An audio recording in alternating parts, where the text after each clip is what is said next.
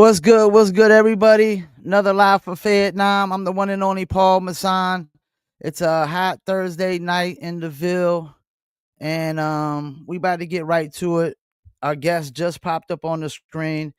To be honest with you, oh yeah, before we bring him on, don't forget we're live on YouTube, Facebook, and Instagram. Audio version goes to Spotify, Apple, Amazon, Deezer, TuneIn, Stitcher, Slacker, iHeartRadio, and much, much more. So this next guest I'm about to bring on, I mean, this guy might be the most talented guest we had on here so far. B-boy, dope MC, part of a couple rock bands, if I'm not mistaken. And let's bring on the one and only Q Unique from the Arsonists. Q Unique, how What you up, doing, man? man? How you doing, man? Did I get that right? You part of a couple rock bands? Yeah, yeah. It's actually an ongoing joke behind the scenes of how many bands and rock projects that I take on. It actually Yeah, makes me laugh.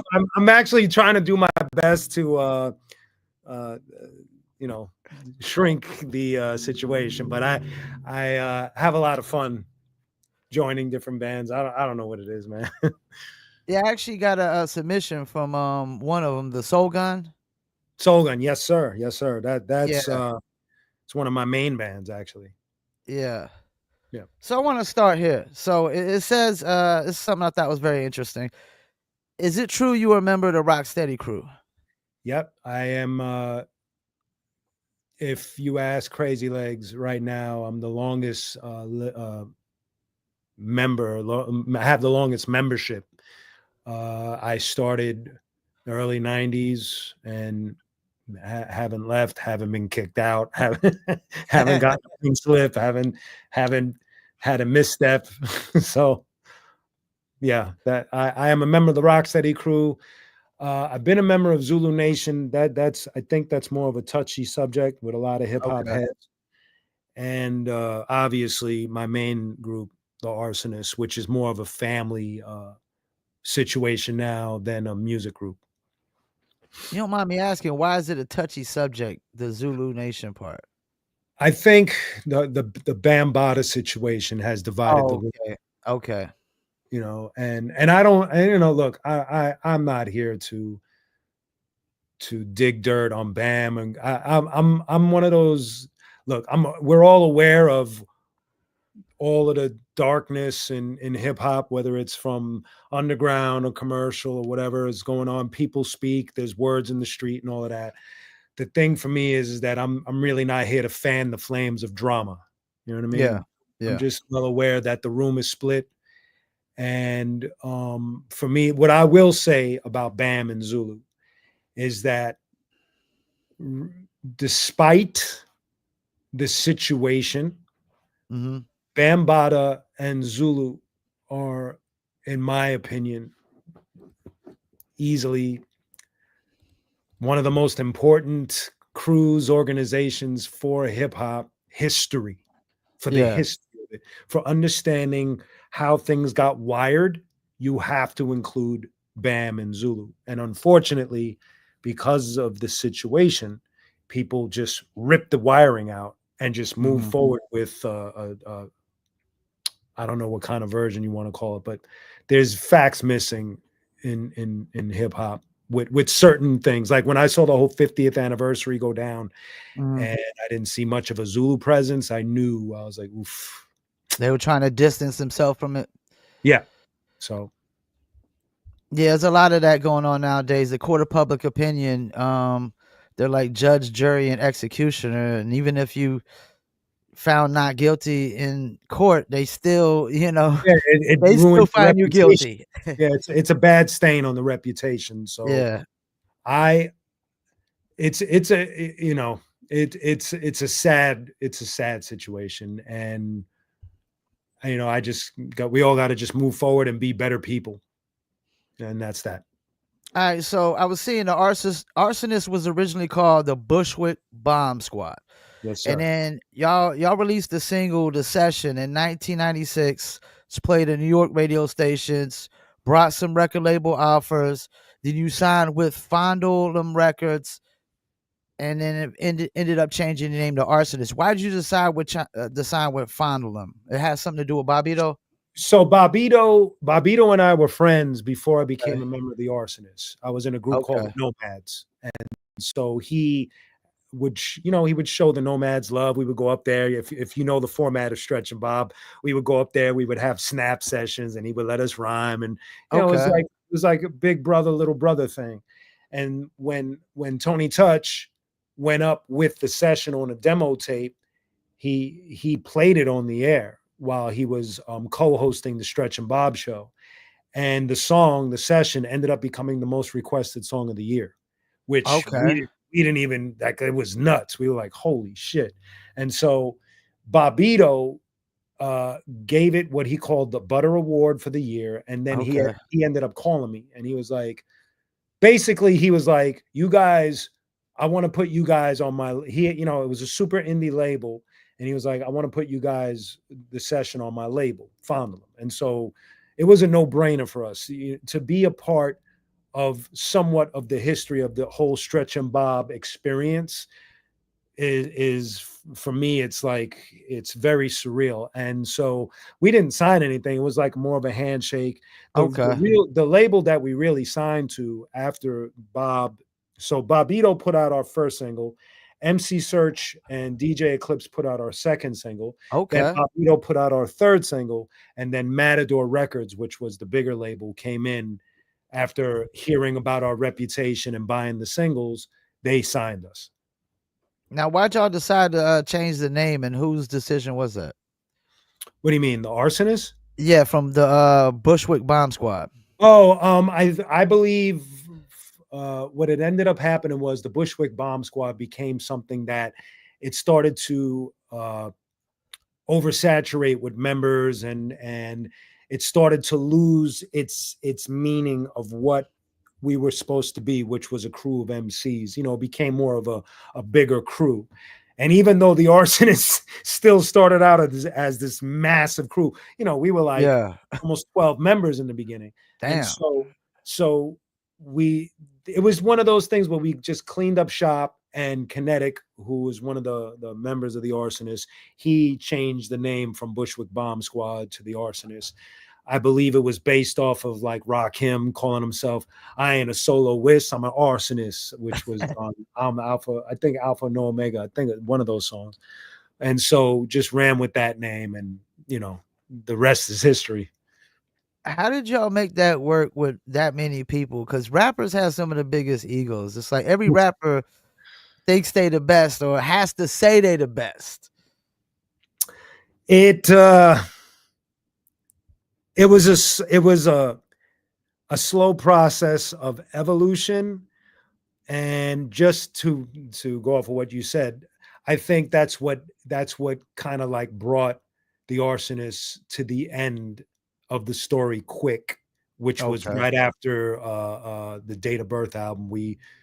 When the best way to describe when you see big rap groups, for Mhm. me, it's being somebody that has dealt in rock now for over 20 about 20 years, is that when you have a lot of rappers in a crew, all you have is a bunch of lead singers. And Yeah. so that's why it becomes very difficult to maneuver, because everybody wants their shine. And they got And the same role. right, and you all have the same roles. So it makes it really tough. I mean, Wu-Tang definitely had the better formula, because what they ended up doing was giving each member their lane to move forward. Yeah. And we didn't get we first of all, the thing with the Arsonist was we just didn't fully understand what it was that we had. We were just Okay. moving forward like a bullet train, but we just didn't stop to say, wait a minute, what are we looking at here? We got this guy, this guy, this guy, we got this. Those guys over there are doing that with this big group. So Hieroglyphics does this, Wu-Tang does this, that boot camp does this. We didn't Yeah. stop to study the room. We just kept on moving forward. We were comparing ourselves to individuals, and not I feel like we weren't paying attention to the bigger crews, which is what we should have done for do's and don'ts. But what I would say is that at least today, after the dust has settled and we did what we did, which was an extremely beautiful thing, today it's more of a family where we check in with each other. We're brothers and check in with family, each other's families and making sure each one is okay. So we're past the nonsense of industry fueled Yeah, beef drama. You know what I mean? Which is an illusion anyway. But so that's the deal. that's actually good because I had 5 Footer from Black Moon on last week, and it wasn't the same story. I was just like, "You're not cool with none of these guys." He's like, "Nah." I was like, it's sad to see when iconic groups like that just can't figure it out. It's very sad, and I think the only sad punchline for the Arsonists is that a lot of people will ask, any new music, and Yeah, realistically, no. It's just not everybody. Destroy put it best when he and I were speaking. He was like, Q, you're the only guy that's actually adamant and consistent with putting out music. No one else in the crew is. Destroy has found himself in a whole new world. And what he's doing right now up at Sirius XM and with his show, Show Off Your Gems, is so beautiful and is so powerful that I could understand him not wanting to even look at the microphone like the yeah, way. And the other guys, they're living their lives, good families, and they just change their walk. And for me, I don't I can't explain it. I don't want to say that I love it more or less than anyone else. It's just yeah. for me, my passion was just a little more grounded in this path that I'm on. So that's where it's at. So Kansas City's alternative weekly newspaper, The Pitch, described you as one of the best live bands in hip hop in 2001. Did you guys always have this live band performance, or is this something that came about on the second album? We never we were I wouldn't say we were a band. We never Okay. tried with instruments and stuff. Okay. We were just really good live, and Okay. I say that humbly. I don't want people to think it's just that our performance got us on tour with the Roots and Public Enemy, and so Yeah. it's like you got to understand that we were very serious when it came to stage. We were that's where we actually, when I was saying earlier about we didn't pay attention to this crew or that crew, because our Yeah. attention was more based on what are we going to do on stage? What are we going to Yeah. do to make the crowd lose their minds? And so that was our focus, was always how are we going to entertain. And because of that mind state, it got us so much great recognition all over the world. And so we would be in Europe, and we'd be on BBC Live and things like that. Or we would go to France and they would throw us on the main network on TV because people really, really loved what we did on stage. And it was very important to us. We would rehearse constantly. Not a lot of rap groups think like that. Like, let's go Yeah. and rehearse and choreograph our hour-long set. That's how we were. We would book Yeah. time at rehearsal studios, run in, have different outfit changes, do wild shit, and it made us this crew that people just loved to watch. I just want to ask you some questions about some songs because every time I interview guys, I got to go back and listen to old stuff. Then I got to listen to new stuff. So you got this song, "Don't Want to Wake Up," Mm, and it's a song that pays homage to a lot of rappers from back in the days. yes. But nowadays, they say people should stop rapping after 35, and they refuse to pay homage for the most part, at least in the mainstream. Mm. Where do you think this disconnect came from with the old and the new generation, where we they just look at us like old heads and we just need to, go shut up and off into the sunset or something? I think this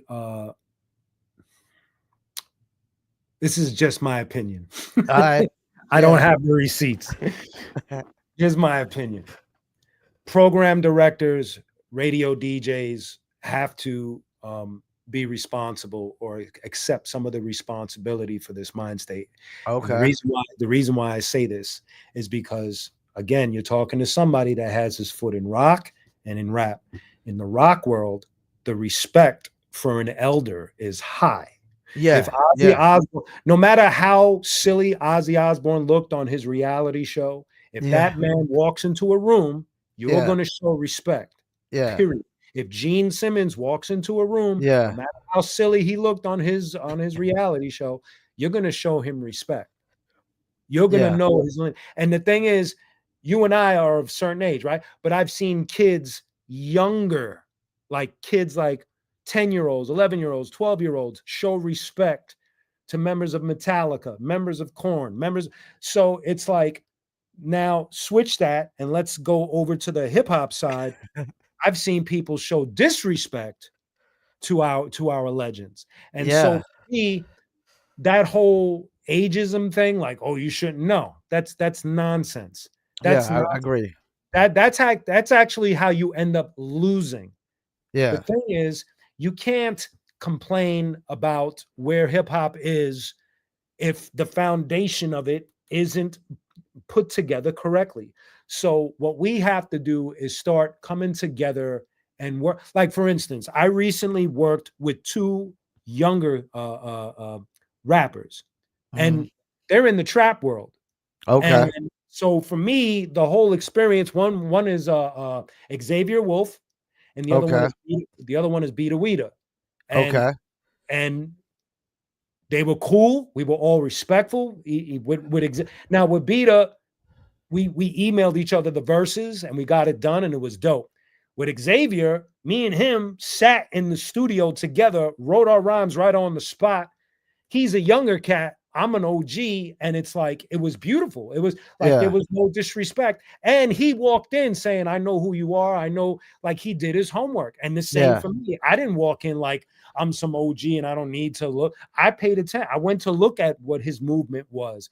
I looked at Beta Weeta's movement. I looked at the whole thing and made sure that respectfully, I knew who I was dealing with. And that's how people got to approach it. All of that ego shit, let's put it aside for a second. All of that gloss and illusion and smoke and mirrors, it's like, let's put this aside for a second. This culture, this music has created opportunities for millions of people. yeah, And and in order to strengthen it, we got to give it love. We got to nurture it and give it love. If you put a seed in dirt and don't water it and don't do anything for it, it's not going to grow. Eventually, if we don't end up really putting some water to this and nurturing this beautiful hip hop culture, which I don't think it doesn't exist. I think there is love. I just think mhm. that it needs to be magnified. And I think that the respect, I think if Rakim walks into the room and somebody like Xavier Wolf uh doesn't have a total idea of who he is, there should be somebody in the middle to break it down. When I went to the NAM with Xavier Wolf, okay? Mhm. And Jazzy J was at the NAM. Now, if you don't know who Yeah. Jazzy J is, for the people that are watching, Jazzy J is responsible for the very first single on Def Jam. Okay. That that's one of his accolades. He has a lot more, but for somebody that's just a casual fan, he's Yeah. responsible for uh uh uh, uh what's the rapper's name? I can't think of his name, but It's Yours, the name of the single, It's Yours. So Um, Jazzy J is yeah. responsible for that. And Yeah. so Xavier wasn't privy to it, so I had to tell him, but I didn't say it in a mean way. Like I was like, "Yo, that's Jazzy J. That's a king right there." Like DJ, he was in the movie Beat Street, T La Rock, T La Rock. He did the T La Rock joint on Def Jam first single, and so when Xavier saw that and heard that, he went and he approached him with respect. And for me, it was just beautiful to see the youngin and the OG just connect, give each other pound, dap, love, and keep it moving. And that's our responsibility to be like that. Connect the dots. Yeah. Bark at people. Don't do that. That doesn't work. That don't when we were kids and your parent or your uncle or somebody in the street scolded you, it didn't teach you anything. You just ended up not liking the vibe. And so how do you think that's gonna work in real life? Oh, you old motherfuckers. Oh, you youngins. It's like, no, you Yeah. do that. You gotta teach one with love and And respect. a lot of old school heads did shit on some of these artists in this new generation, and they definitely heard it.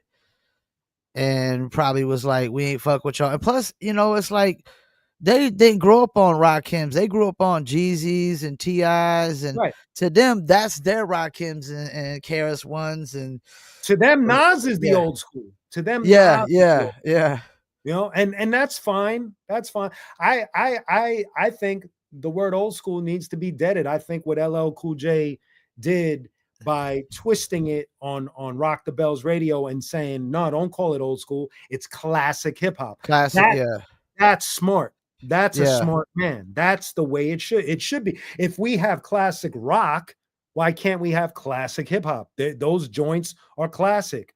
Those, and if you're the business guy and you need to know numbers, a lot of those classic hip hop songs have sold millions of copies, man. yeah. So it's like and they built a foundation that is so strong. We were built on these strong hip hop albums and singles. So people have to know that, recognize that, love it, and respect it. Period. And that's another thing I've talked with a lot of cats I interviewed is the fact that rock does have the classic rock stations, but hip hop still hasn't said, "Hey, Well, we need these classic hip hop yeah. stations. Rock We the need Bells is the classic." only one. Yeah, the Stony one, Yeah, that I'm aware of. and that's satellite radio, right? Yes, that's on Sirius XM. LL Cool J is the owner. And what's dope is that LL is such a like smart dude. Like he hired Roxanne Shante. He's got Grandmaster Caz up there. He does his own segment. So he's involving the OGs and the Yeah, kings and the queens that help build this shit. And so that's important. It's like, see, he gets it. And instead of complaining, he's fixing it and working it and making it look dope, you know? So yeah. I don't like excuses either. I like solutions. right. That's how or just anger. Like, why Yeah, do I want to hear somebody complaining for? That's boring. It's like, look, either you're gonna fix it or don't have anything to say. There's nothing to say. Tell me about how trap is whack, and then trap dudes tell me how boom bap is old and whack. It's like I don't care about either argument. It's like they're both stupid arguments to me. It's like, how about we don't label anything and just say that there's styles? Boom bap is not old. It's just a style. Trap is a trap style. This style is this style. Radio style is radio style, and whatever have you. I'm obviously I'm mislabeling because to me the labels always never made sense. It's just look, I roll a certain way, I rhyme a certain way, and these guys rhyme a certain way. And if like for me to be able to work with an Xavier Wolf or a Beta Weedo who normally do trap, like uh-huh, that was dope. And they came to my chamber. They came yeah. on my lane and killed it. They both did. They both killed it. Well, I've always heard the labels are basically put on there to cause division and put Yeah. you in a box. Yeah. It I so sucks. yeah, That's how but that's crowd control, right? If you can distract people, which is you could go beyond music, if you can distract people and just throw drama and arguments into the mix, they won't even focus on the yeah, they'll important. fall for it every time. Yeah. So it's the same So with music. I want to talk about this other song, you Chestnut Checkers, really, really dope song. Thank Definitely love the production. Do you think most people in this game of life are playing checkers and not chess? Yeah, because people want instant gratification.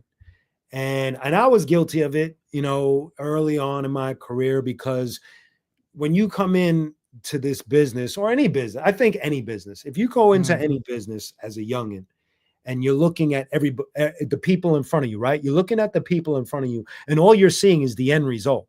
So Yeah, if I come in and I'm looking at Nas and he's got platinum plaques, I'm just looking at that, which means I'm not thinking about what it took for him to get that. I'm not thinking about the process that he went through, the journey that he went through to get to where he was at. And so most people just walk in like that, including myself. Now where I'm at, I enjoy the journey. So yeah, everything is a very patient, calculated move. I put out one song, I drop a short, I drop a reel, I drop a link, everything, and it's care. Like I don't trip. I don't really trip. I don't pay for boosting or on YouTube and Google. I don't do none of that. I just let's throw it up, let it do what it does, and we move to the next, and let's enjoy it. And eventually people, and it's for me, from my life, it's working. Uh, yeah. And there are people that are discovering me now that are saying, "Man, I never heard of you before. You brand new," and that's dope. Fine, cool. I'm brand new. It's all good. So yeah, I feel like even in life, I feel like people prefer to play checkers over chess because chess implies that you have to think before Yeah. you move. You know what I mean? And to me, checkers is more like an impulsive, like, oh, I'm gonna go here. You look a little bit, but you're just trying to get and to the end of the board, you know. So Yeah, they just reacting. yes. So, when I was a kid, there was this group called CNC Music Factory that that You was caught me really with that huge. one. You caught me with Really huge. How that. did you end up working with them? Yeah. Crazy Legs is responsible for kickstarting my career. He was my Okay, mentor. He was my mentor. that's dope.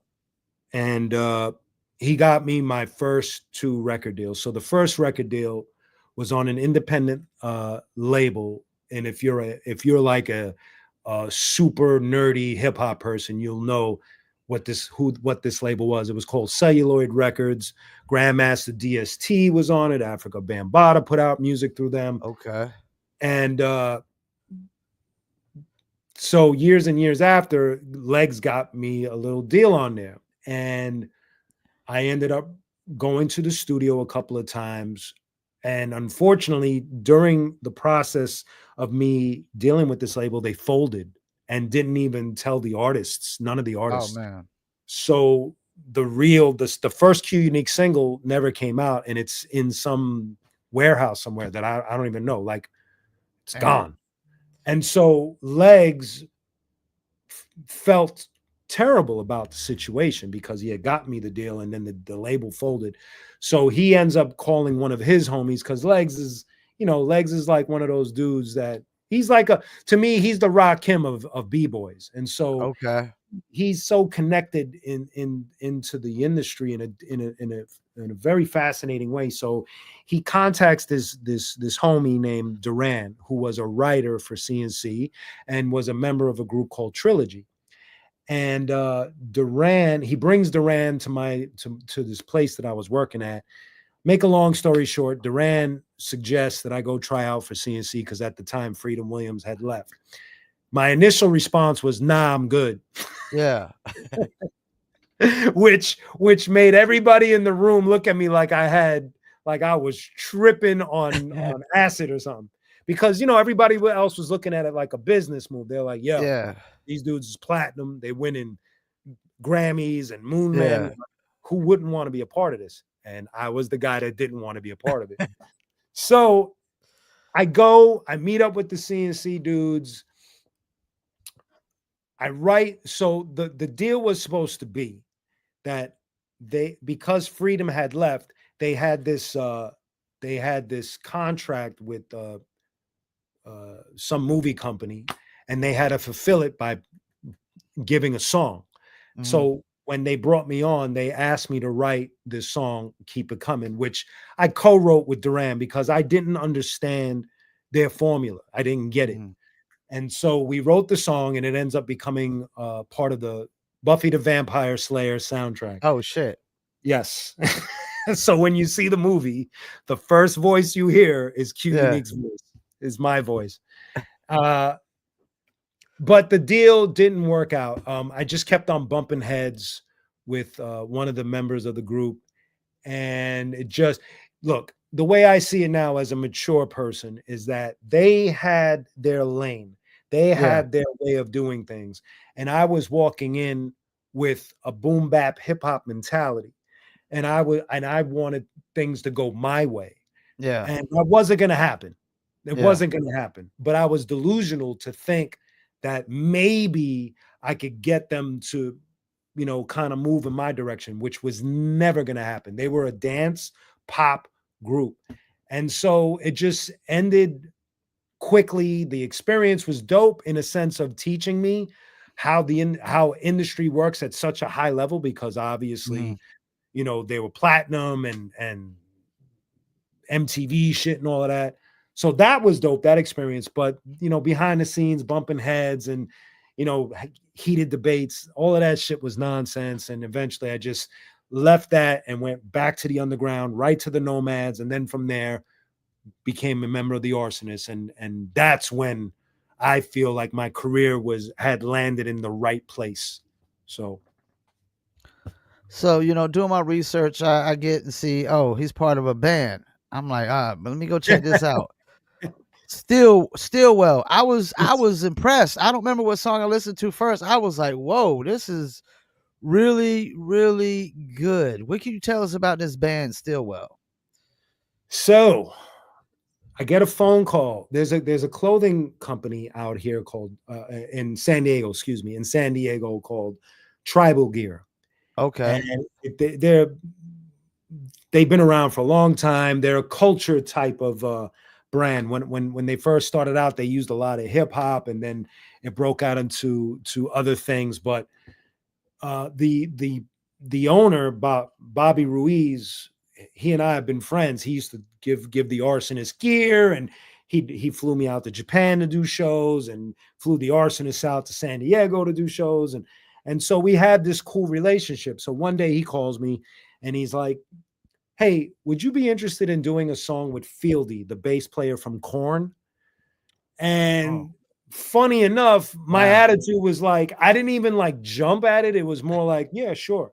Because it didn't register to me. Like I didn't get it. Like I had the desire to do rock. I just didn't know.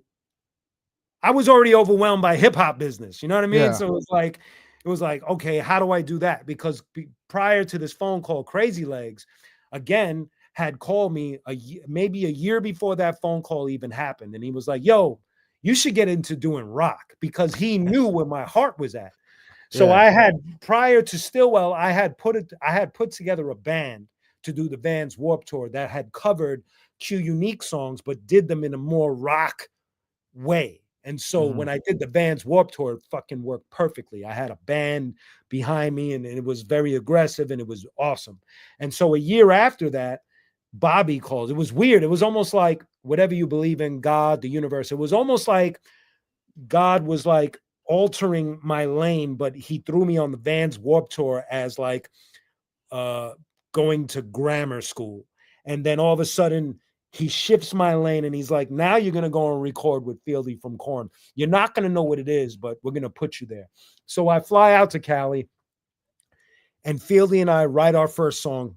First day we meet each other, we write our first song. The chemistry was just instant. I can't even explain it, because he and Mhm. I come from different planets. We have a different approach, and it just worked. And it was the song Killing Myself to Live, which to me sounds more like a Q Unique song than it does a Stillwell song. Mhm. And but what was dope about the experience was, when the song was finished, Fieldy flew out to New York because Korn had some uh, award responsibilities and stuff. And so he and I were in a car, and we're listening to the song we had just finished. And he was like, "Yo, what's your schedule like? Like, what are you into right now?" And I was like, "Well, I just finished my touring cycle for my first solo album, Vengeance Is Mine. Mhm. So I don't have anything on the schedule." And he was like, "You want to come on tour with Korn?" And I was like, "Well, what would we be doing? Like, I don't get it." He was like, "Well, let's just write music. We got, like, we'll have the tour bus. I'll hook you up a hotel, all of that." And I was like, "Fuck it." And so that turned into a 17-year journey of me Damn. being a fly on the wall, learning at the highest level possible Yeah. Yeah. how the machine works. And along the way, they threw me on stage to open up for them as Q Unique, and that was baffling. And then as we molded Stillwell and started to evolve with it, Stillwell ended up opening up for Korn on an arena tour and going to Europe. And so the whole entire experience is just mind-boggling to me. To Yeah. maybe to them, it's just them being who they are, as very cool, because they're all my friends. These guys have been loving and caring and encouraging as I evolved, and they never shot me down. It was fascinating, because they didn't have to be the way they were with me. You know, it's Yeah. Corn. This is a Yeah. band. You know how big they are. So it's like they really had been really cool with me. I was just talking to Jonathan and telling him how he was one of my teachers, and he doesn't see it that way because it was so indirect. You know, when you're watching somebody on stage for 16, 17 years and you're watching technique and professionalism, you're learning. If you're paying attention, you're absorbing this. And so that is how that's kind of like a quick synopsis of how the whole Stillwell thing happened. And then it helped me to evolve even further so that by the time I got into Soul Gun, which used to be called King's Bounty, Okay. I was already seasoned. I already understood. I had a better understanding of what it was that I wanted to do. And then all the other band projects came, and it, you know, a lot of the reasons why, because we were joking about it in the beginning, uh, the main reason why I take on a lot of band projects Uh-huh. is is for personal growth. It gives me a chance to evolve. When you're jamming with different people, you're getting different vibes and different musicality and different approaches. And so it challenges me to like, all right, how am I going to approach this? It's almost like getting beats from different producers, only you're in the room with these people and they're jamming and they're playing shit. And so that's my personal reason why I take on so many. I need to grow. And so that helps me to grow. Hey, when I listened to the records, I mean, that was my first time listening to, you as a rock artist. If I didn't know you was an MC too, I would have thought you just been doing the rock thing your whole life. I Thank you. mean, you sounded like a natural, man. Thank you. And that's why I was like, whoa, this guy is really talented. Thank you. It means a great deal. Thank you. I appreciate that. I mean, because you're one of the dopest MCs probably out right now still. Because Thank a lot of, I mean, I love a lot of cats from the '90s era, but even some of those cats lost their edge, lost their touch. Don't really, I guess they didn't sharpen their skills enough. They took a long hiatus, but I like, think I go could ahead. speak on that. I could speak on that, and respectively, because I'm going to use my own experience. I think Hmm. when you hit a crossroad, I think this is this is my opinion. All of us come into this business wanting to win Yeah, because there's so many examples of dudes winning. yeah, And I believe because I hit the crossroad, when you don't quite hit the mark, you become discouraged and you okay, become complacent, and then you start to fall back a little bit. You're like, you you start to think like, well, why am I doing this? And you got to, if you don't answer the question, that's scary. I had to answer the question because I was at a crossroad. It's dope that you brought that up. I was at a crossroad recently, and Fieldy from Corn, me and him are talking, and I was like, "Yo, man, I don't know about Q Unique anymore. I don't know, I don't understand what I'm doing." This was a few years ago, and I think I'm gonna put it on ice. I think it's time to close it up. And he was like, "Nah, no, absolutely not." He was like, "Look, what you do in rock is great, yeah, and we love it, and it's fun, and it's awesome. But what you do as Q Unique is powerful and important, and it's your legacy. And so, whatever it is that's bothering you, you got to be honest. Whatever it is, be honest about it, and then fix it, and then move forward, because that's your legacy." And that speech yeah, changed everything. The next day, I was like trying to figure out, okay, I gotta, because my problem was after a while, I was just going through the motions without thinking. And a large part I blame on was me going along with that whole mixtape era. Like, oh, I got to do a mixtape. And it's like, for me, for the way I'm wired, I should have never been a part of that. It's just, hmm, it wasn't for me. That was never my intention, was just to chuck out a bunch of subpar shit. And so the first thing I did was Eclipse and Ill Bill. They pointed me to a record label, and um, the record label helped to clean up my catalog with me. And so it was, that was the most vital movement for me, was to go back, listen to everything that I did, pull down what I just no longer could co-sign, agree with, or anything, and then reproduce and reimagine and rewrite the things that kind of had potential, fix it and put it up, look at my catalog now and say, that is what satisfies me. I am good with this. Now we can move forward. And so that's why these new songs like It's Not Over and Let's Go Vamonos Andiamo, you can hear a more reinvigorated Q Unique, because I was able to hit the crossroad, have a homie tell me, nah, son, you got to figure that out, and help me move forward and really, really fix my catalog and my walk. And that was the difference for me, because I could have been like those other rappers that you might be thinking about. I could have fell flat and just kept on chucking out the same old shit, but nah, I knew in my heart that I had to fix it after Fieldy gave me the speech. So that's the motivation of the It's Not Over track, which is Yes, like your latest joint. Yeah. yes, he, I just, even though the verses are a little more on the random thought and just throwing out some cool lines, the hook was meant to take his conversation with me and just let people know it's not over. I'm overqualified, overlooked, overzealous, undercooked. Yeah. Slow to cook, excuse me, slow to cook. I could go over the top, but it's not over. I could go over the top, but it's not over. So it's like I'm letting people know that's where I'm at now. You know, I'm feeling where I'm at now, and I'm ready to move forward. And right now I'm dealing with Viper Records, and they've been beautiful. So it's like, you know, here we are, man. Here we are. Yeah, I'm feeling I good. like the It's Not Over. Somebody sent it to me to review on my Saturday reviews, and I definitely Oh, gave it a oh, yay.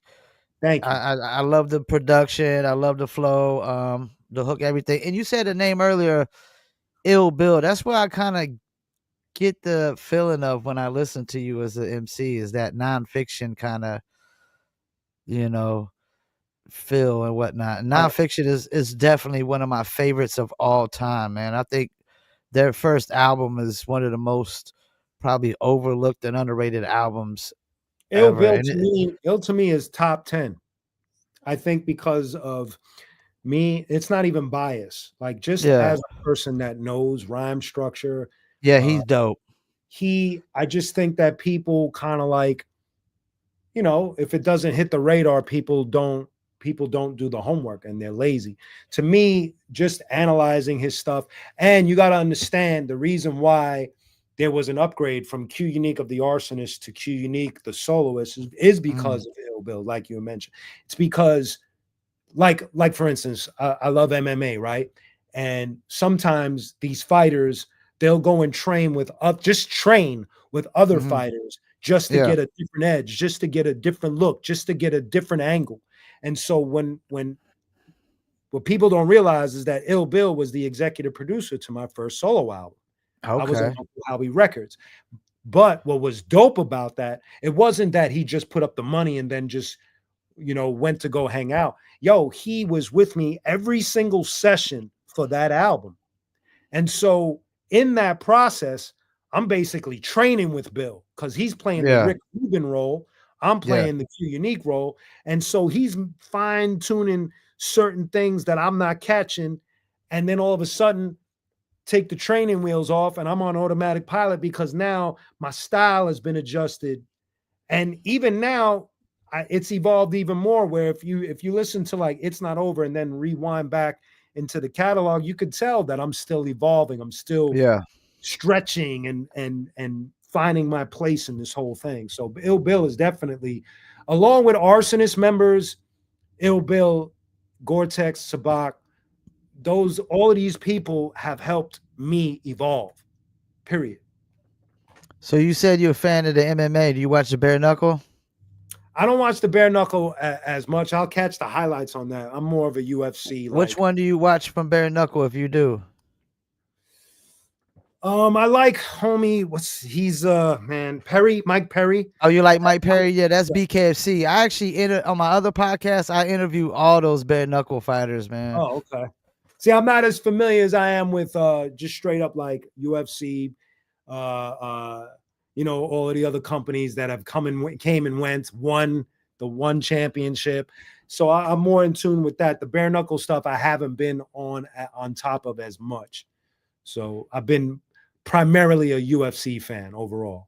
I don't know if you got Amazon Prime, but if you do, next time they have a fight on Amazon Prime, I'll send you a link. They got Chris Lytle as one of their commentators. I know you're familiar with Chris Lytle, right? Yes. So I would And they, definitely, send me a link yeah, for sure. I'll definitely check it out.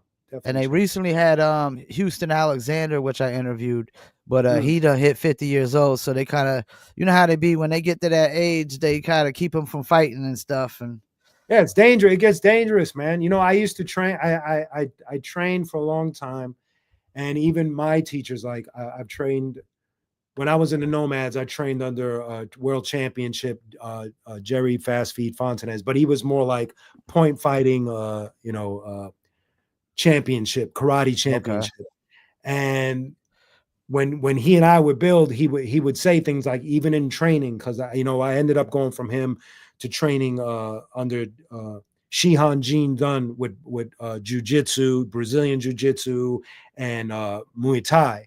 And when my first teacher had heard that I was doing Muay Thai, he was like, yo, even in training, that shit will break you eventually. It's rough on the body. So imagine a professional MMA fighter who's at percentages that when we go to a dojo, we're not trying to hit 50%, 100% when we're training. yeah, I mean, we're just training.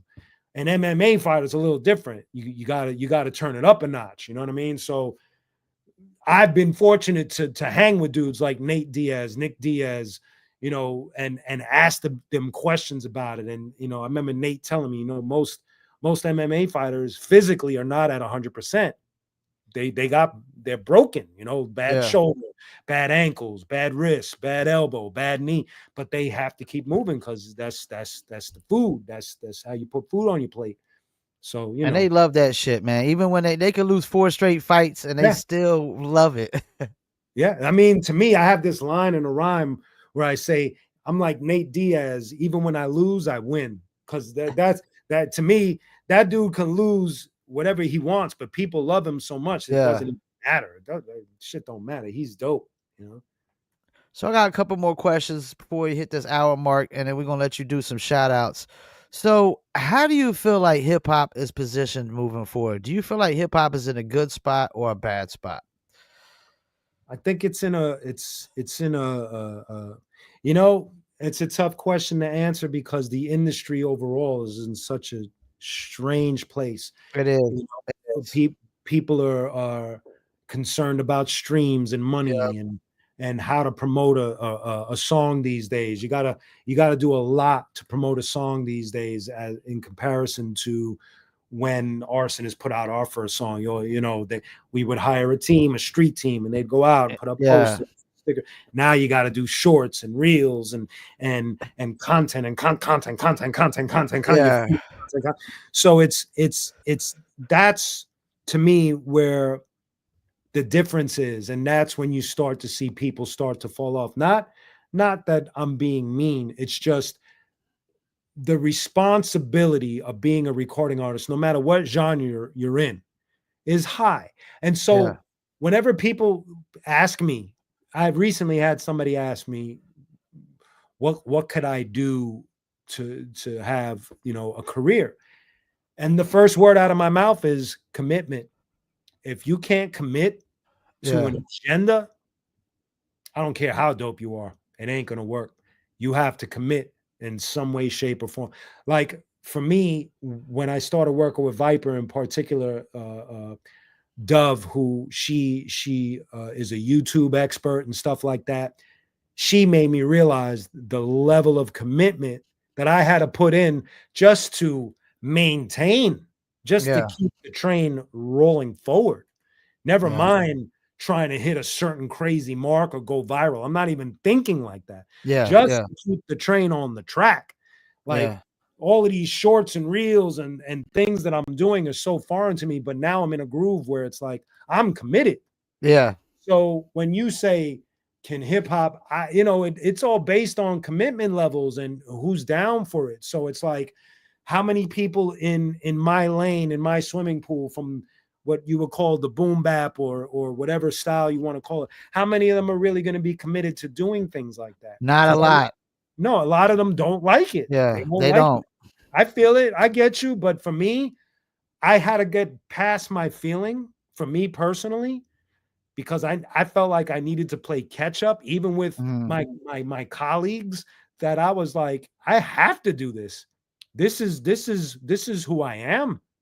So I want to do this. And if this is a piece of the puzzle, I'm down. So as long as there's a guy like me is still in the swimming pool, still swimming forward, I feel like we're all good. It's just now that I have to get Yeah, more and more people to recognize my presence. And therefore it helps.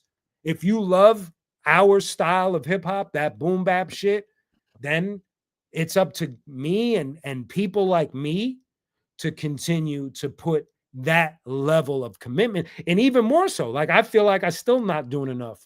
I'm still not doing yeah, enough. So that's what I feel about can hip hop's about. It's all based on people's getting past the angry vibe of that sucks, trap sucks. This get past that. yeah, That's childish and that's a distraction. What are you doing? Just like you said, you said it was dope. You were like, I don't want to hear complaining. You got a solution. So to yeah, me, it's like, what are you doing to help our lane of hip hop? Are you moving forward? Are you making things dope? Are you putting out quality stuff? Are you feeding that commitment level of letting people know that you're in the room? Are you doing it? Because if you're not, then I don't want to hear you complain, homie. I don't want to hear it.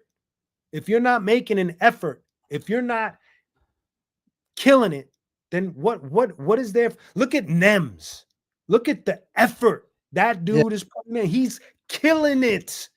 Killing it. And I remember when he had one foot in the grave, I was standing next to him on tour, yeah, watching him slowly die.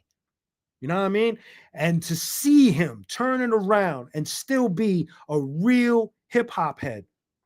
Come on, man. Look at his commitment. Look at all the things he does. He deserves it because he puts the work in. That's what it's about. So, to answer your question, hip hop, especially this lane, this swimming pool that we're in, the yeah, hip hop that we love, it could survive and it could be beautiful if everybody put in Nem's type of commitment, in my yeah. opinion. Because I've researched and looked up all types of rappers from the 80s and the 90s. There's a lot that you can't even find on social media Nope. whatsoever. No Facebook, no Instagram. And I think, when I first started dealing with cats from the 90s era was MySpace.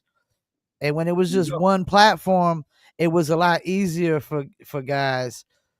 And back then, like I could message Diamond D, and Diamond D would message back with a phone number. You know what I'm saying? But Hmm. once it started, Twitter and Facebook and Instagram and everything started coming out, you just saw less and less content creating and work being done on that aspect because there's so much to do, and it was Overwhelming. harder to get in touch with cats after Yeah. that. It's overwhelming. Even for somebody like me that I don't put in as much effort as Nems. I don't. Yeah, I don't match him. But it's overwhelming. And I put in work, but even I could admit it. And I'm committed to it. Like I want to yeah, do this. But just like you said, when you look at all the social apps and new ones popping up every 10 yeah. minutes, you're like, this is overwhelming. It's very It's a overwhelming. job even when you ain't getting paid to do it. Exactly. So that's to me, that is what's going to save it. Is not that it's losing anything, but I feel like you have to look, even somebody like West Side Gun, who I consider a youngin in the boom bap, real hip hop pool. Look at the effort that kid puts in. So Yeah, he deserves the spotlight. He's yeah, constantly in everybody's face, constantly. I don't care if you love him or hate him. That to me, that doesn't matter. That's all illusion stuff. To me, when I look at West Side Gun, when I look at Griselda and the work that they put in, salute. You did it. He understood. He knew he had to wake up and put work in. Period. Period. yeah. I know there's a lot of people that actually thought that said Conway might have been the I guess the hardest working rapper and probably some of the best music in the last decade. There you go. And so That's your mentality. It's like anybody in the middle, like standing in the middle of the road complaining, they're just wasting time because nobody really cares. There's so many opinions on social media. What makes you think anybody cares about my opinion or your opinion, Mr. Rapper, or your opinion, Mrs. Rapper? Nobody cares. They'll read it, they'll make their little comment, and then they'll move on to the little cat and dog videos that they love so much. Or a fist fight video in the street. It's like it's Yeah. such a thing that don't waste your time with that. Just get into your work and into your craft, into your passion. No matter what you, for me, it's my passion. For some people, it's work. For some people, it's whatever. But for me, I have to. This is my passion. This is my love. So I have to. I have to. It feeds my soul and keeps me. It keeps me in the room mentally. I think that if I would have, when I told you, when I hit that crossroad, if I would have fed into that, and if I would have Uh-huh. quit, I'd have been a miserable person. Would have been miserable. So I got another question. I think you're the perfect guy to answer this. So, do you think like and let's just talk with a scenario here. We say me and you we got a label. Hmm. We sign a rock band and a hip hop group. Which one do you think is going to be easier for us to start generating revenue earlier? See, you're asking the perfect question because Viper Records signed me as a rapper and a Mhm. rocker. They gave me two separate deals. So you're Okay. talking to somebody that's actually experiencing it. Here's what I'll tell you. You need connect. You need to be connected to the systems. They're two separate systems. In Mhm. what the question you're asking me is two separate systems. There's the rock system and the rap system. Mhm. In the case that I'm in, it's obvious that my resume in rap helps a lot, and that the label itself is more predominantly a rap label. It's a music label, but they've Mhm. had a lot of success in hip hop with Immortal Technique and other Okay. artists they put out. And so to me, if you're not plugged in to the rock system in a way where you can move and put your artist in certain lights, it's going to be a little harder. So Okay. there's no way to there's no way to gauge it unless you have the connects. So if you're that guy that could walk in and have dope connects in the rock world and then come out and then have dope connects in the rap world, then you're going to have success across the board. But if one way outweighs the other, one is going to struggle a little bit because good music just won't survive on its own. You Yeah, you're need right. the plugs, man. You need the Yeah. connects. You need the spectacle. You need all of that. I don't care how dope you are. Yeah. There's dope dudes in the street that could outplay anyone on guitar or sing or whatever.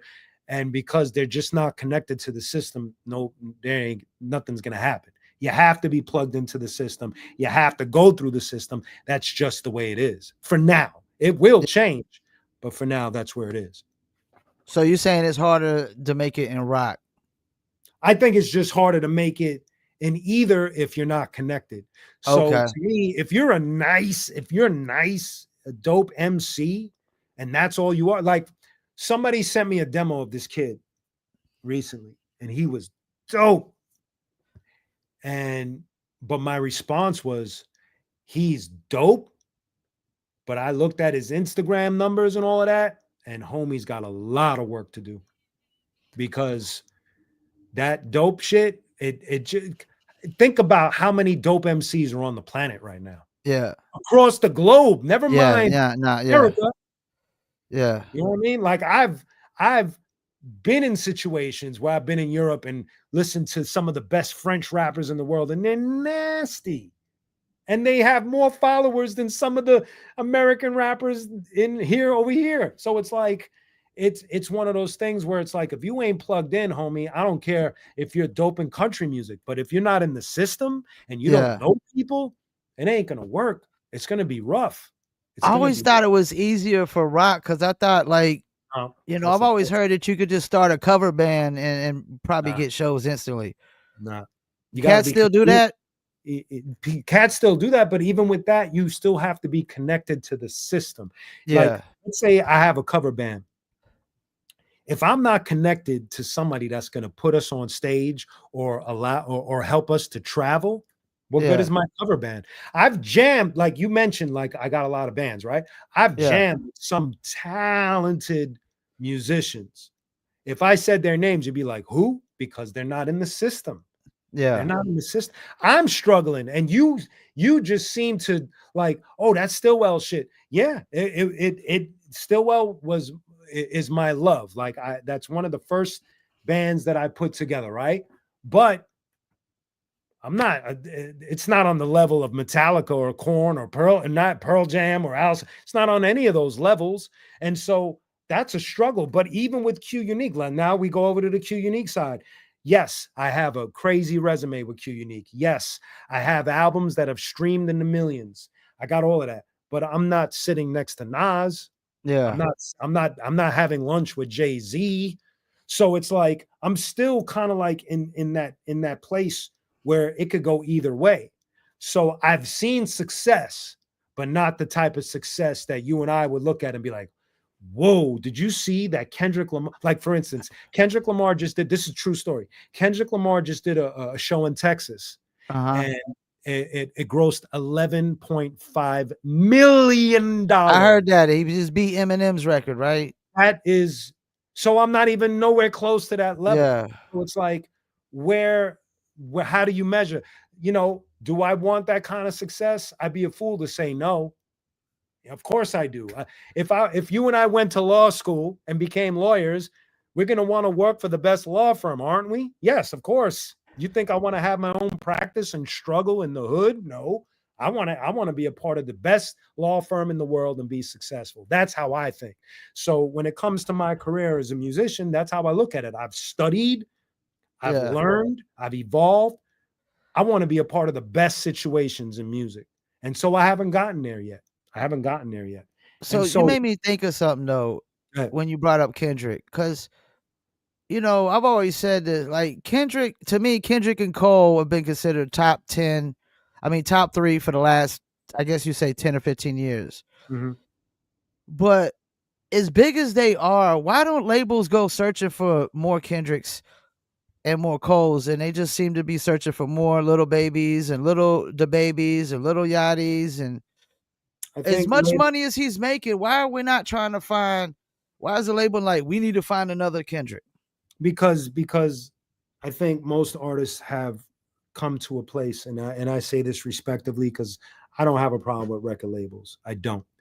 But Yeah. most artists have come to the conclusion that they don't need labels. And so labels have scaled back on their intention. So Okay. instead of discovering an artist, nurturing the artist, teaching the artist, breaking the artist, they just sit back and, oh, Sign a guy little who's established. yeah, little so and so got 2 million followers, he's streaming this much, let's give him some Sign money. him. Yeah. Job done. They already did the work for us. So that's why. And so when I think of myself, when I think of Ill Bill, when I think of Vinny Paz, when I think of Esoteric, uh, Lord Goat, Sabak, Necro, all of the dudes that I know, Mr. Hyde, do I think we could be as successful as those like some of these names you throwing? Of course I do.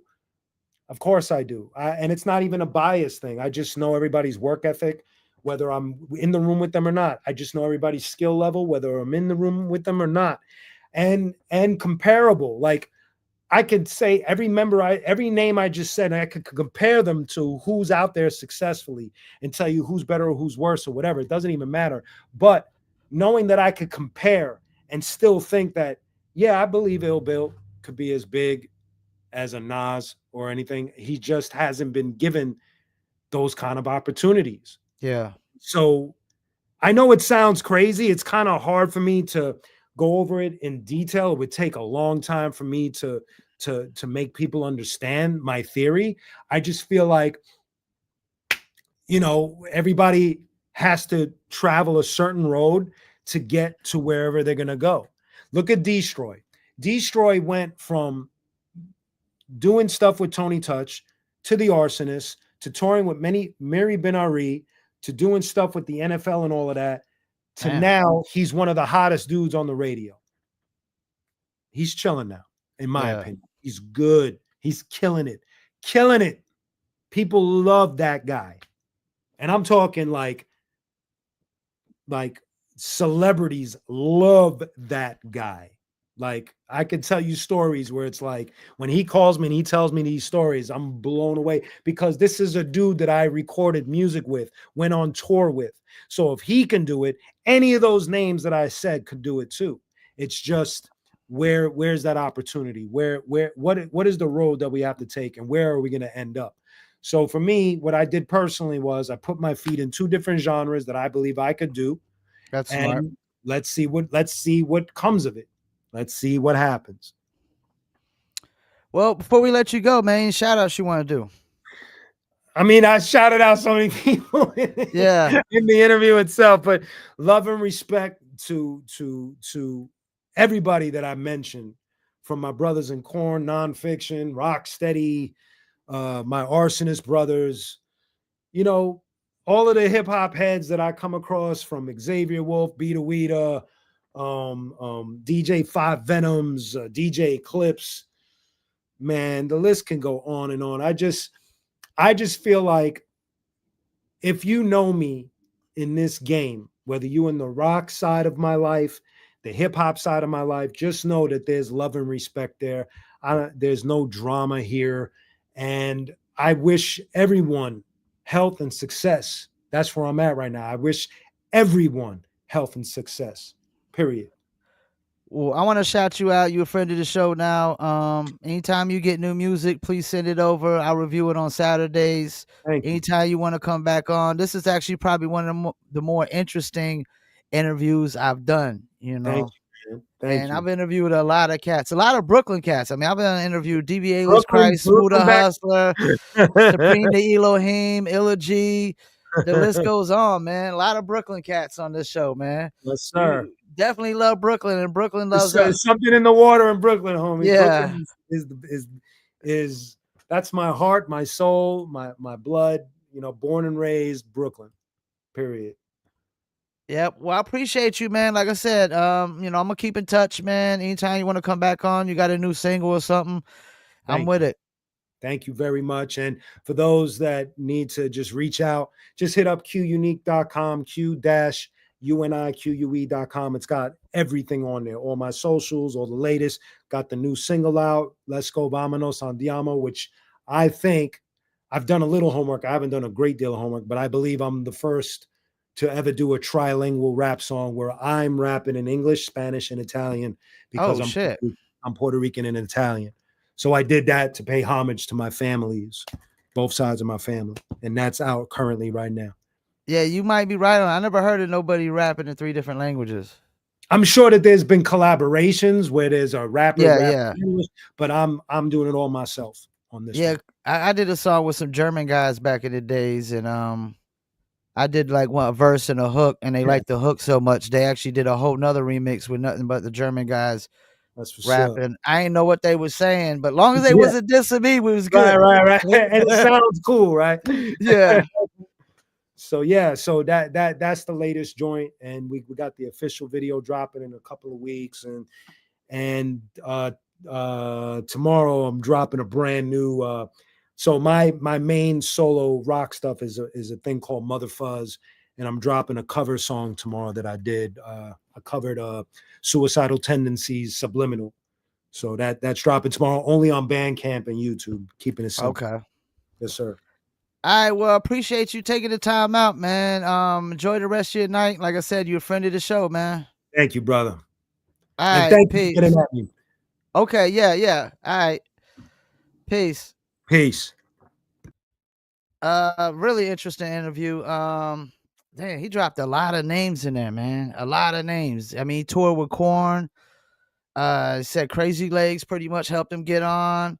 Signed with a label, a handshake with a label that Bobbito was running. Was on Uncle Howie Records. Ill Bill produced his first album. I'm a diehard Ill Bill fan. I love Ill Bill. Ill Bill Apathy. Yeah, Q Unique's probably one of the most and he was part of the Rocksteady crew, one of the longest members of the Rocksteady crew. You know, if you're looking for real hip hop, you're looking for somebody who digs in the crates for their interviews and brings on artists that might be forgotten right now or overlooked or not appreciated as much. I'm your go-to, man. We had 5 Footer from Black Moon on last week. I got Reef Hustle tomorrow, and supposedly he was found originally by Big Pun. You know, so yeah, man, that's how we do, man. We're digging in the crates for interviews, hitting a lot of cats up from the 80s and 90s, and you know, let them come get on here and tell their stories, man, and just break down the timeline and you know, just get their knowledge of the game and just the ins and the outs of it. Chris Porterfield, appreciate you tuning in, man. I thought it was a good interview too. Really, really like Q Unique, really nice guy. Had a lot of interesting things to say. Don't forget to go check out the 5 Footer from Black Moon interview we did last week. And tomorrow, like I said, I got Reef Hustle. Saturday, we got live music reviews. You can submit to livefromfayettenam@gmail.com. Don't forget, I go live on Instagram, Facebook, and YouTube. Audio version will go to Spotify, Apple, Amazon, Deezer, TuneIn, Stitcher, Slacker, iHeartRadio, Player FM, and much, much more. Also, check out the Paul Pickett podcast. I just did a few interviews last week. We had Steve Panda Banks, we had Anthony Yost, and we did Chachi Versace, and we did William Wild Bill Albrecht, who actually fought Sean Strickland back in the days as well. So make sure y'all go follow the Paul Pickett podcast. Make sure y'all follow Live for Fayettenam. Also on Instagram, TikTok, all the good stuff, man. Appreciate y'all tuning in. And I will be live tomorrow, 7 p.m. Eastern time. So tune in for that as well, where I'll be interviewing Reef Hustle. Appreciate everybody tuning in. Peace, and I'm out.